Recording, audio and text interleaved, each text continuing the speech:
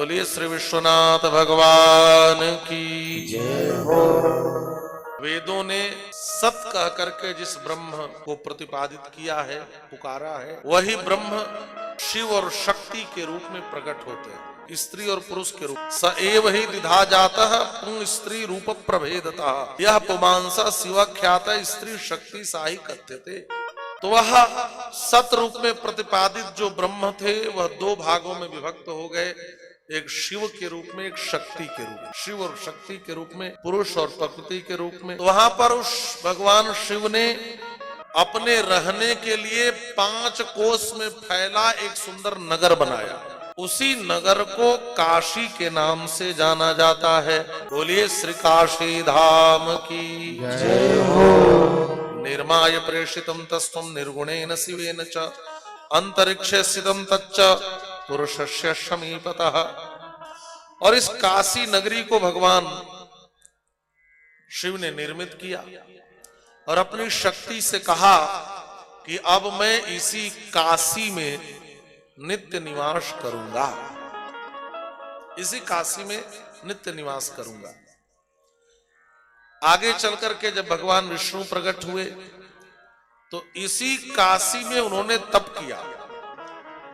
यह इतना तप कर रहे थे कि इनके शरीर से जल की धारा निकली और चारों तरफ जल ही जल फैल गया।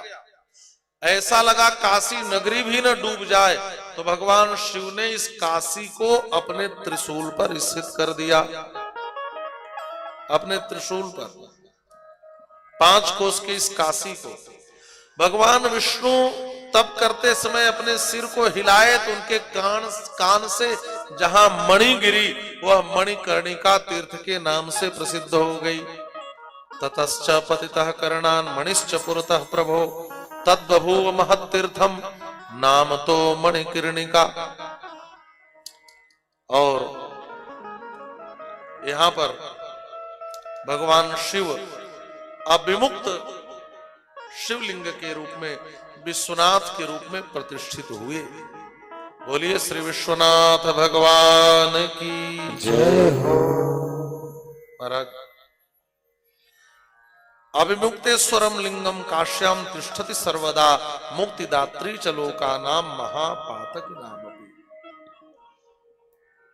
जितने भी ज्योतिर्लिंग हैं इसमें विश्वनाथ इस ज्योतिर्लिंग का बड़ा वैशिष्ट है। हमारा इनकी सबसे बड़ी और सबसे अधिक महिमा गाई गई है। जो भगवान विश्वनाथ का दर्शन करते, एक बात और है, एक बात आप समझ पाए कि नहीं, ये किसी के द्वारा प्रतिष्ठित नहीं है, स्वयं प्रकट हुए हैं। ये स्वयं प्रकट है। और जो भी प्राणी इनका दर्शन करता है वो मुक्ति को प्राप्त कर लेता है। महा से महापातकी प्राणी क्यों न हो, महा से महापातक पाप कर्म करने वाला भी क्यों न हो, और यदि वह इस विश्वनाथ ज्योतिर्लिंग का दर्शन कर ले तो महाराज उसके जीवन के सारे पाप और पातक समाप्त हो जाते हैं। एक बात और है, येषाम क्वापि गतिर्नासी तेषाम वाराणसी पुरी। इसी काशी का एक नाम है वाराणसी। क्यों? क्योंकि यह 2 नदियों के बीच में बसी हुई नगरी है। एक तरफ वरुणा है, दूसरे तरफ असी है, और दोनों मिलकर के शब्द बन गया वाराणसी। यह पंचकोशी बहुत पवित्र स्थल है। यह भगवान शिव को सबसे प्रिय नगरी है। ब्रह्मा विष्णु सिद्ध शिव योगी मुनि जो भी हो सबके लिए आराध्य है। यहाँ पर काशी की महिमा का खूब वर्णन किया गया है महाराज। ये सबके लिए सेवनीय है। ये केवल भगवान विश्वनाथ की नित्य निवास की स्थली ही नहीं है, ये भगवान विष्णु की तपस्थली भी है। भगवान विष्णु ने यहाँ तपस्या करी है। यहाँ विश्वनाथ के रूप में भगवान विराज करके और लोगों का उपकार करते हैं, लोगों को मुक्ति प्रदान करते हैं। हर प्रकार के जीव को यहाँ निवास करके भगवान शिव मुक्ति प्रदान करते हैं। यह महिमा है काशी की। एक बात और है। देखिए, भगवान का नाम है विश्वनाथ, और हमारे सनातन धर्म में जो भगवान है वह किसी एक के नहीं है, ये सबके भगवान है। और जो तथाकथित धर्म विश्व में प्रचारित है ना,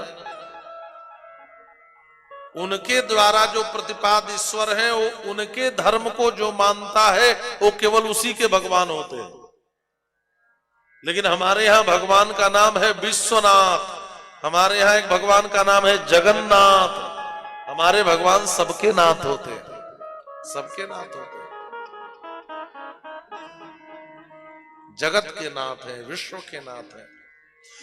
कितना भी बड़ा पातकी से पातकी व्यक्ति भी आ जाए, विश्वनाथ के समक्ष आते ही वह इतने कृपालु हैं, लोकोपकार्थ के लिए, लोकोपकार के लिए बैठे हो, सबका कल्याण करते हैं महाराज। एक बात और है, काशी में जो भी निवास करने वाला है भगवान उसको मुक्ति देते हैं। जो भी निवास करने वाला हो, काशी में निवास करने वाले का भगवान यह नहीं देखते किस वर्ण का है, भगवान यह नहीं देखते किस आश्रम का है, ब्रह्मचर्य आश्रम का है कि गृहस्थ आश्रम का है कि वानप्रस्थ आश्रम का है कि संन्यास आश्रम का है। सर्वे वर्णा आश्रमाश्च बाल यौवन वार्धकाः, वो चाहे जिस आश्रम का हो वो सबका कल्याण करते हैं। वो चाहे पवित्र हो चाहे अपवित्र हो, चाहे कन्या हो चाहे विवाहिता हो, चाहे बंध्या हो चाहे विधवा हो, चाहे प्रसूता हो चाहे संस्कृता हो चाहे असंस्कृता हो, सब लिखा है। अरे इतना ही नहीं, काशी में रहने वाला चाहे स्वेदज हो, अंडज हो, उद्भिज हो, जरायुज हो, सभी प्रकार के प्राणियों को काशी में मोक्ष मिलता है। स्वेदज उस प्राणी को कहते हैं जो पसीने से पैदा होते हैं, अंडज उस जीव को कहते हैं जो अंडे से पैदा होते हैं। इसका मतलब हर प्रकार के प्राणी जो भी काशी पहुंच जाए, जो काशी में निवास करता है वह मुक्त हो जाता है। ये काशी की महिमा है। भगवान शिव यह नहीं देखते क्या रहने वाला ज्ञानी है कि नहीं, भक्त है कि नहीं, सत्कर्म करता है कि नहीं, दान करता है कि नहीं, कुछ भी नहीं देखते। ज्ञानापेक्षा न चात्रैव भक्त्यपेक्षा न वै पुनः, कर्मापेक्षा न दिव्यत्र दानापेक्षा न चैवहि। यहां रहने वाले से भगवान किसी चीज की अपेक्षा नहीं करते। जो भी भगवान शिव के इस क्षेत्र में रहता है, जो भी इस काशी में निवास करता है, भगवान शिव उसको मोक्ष प्रदान करते हैं। महाराज, काशी की इतनी बड़ी महिमा है, जो भी इस क्षेत्र में आ जाए भगवान शिव उसको मुक्ति प्रदान करते हैं।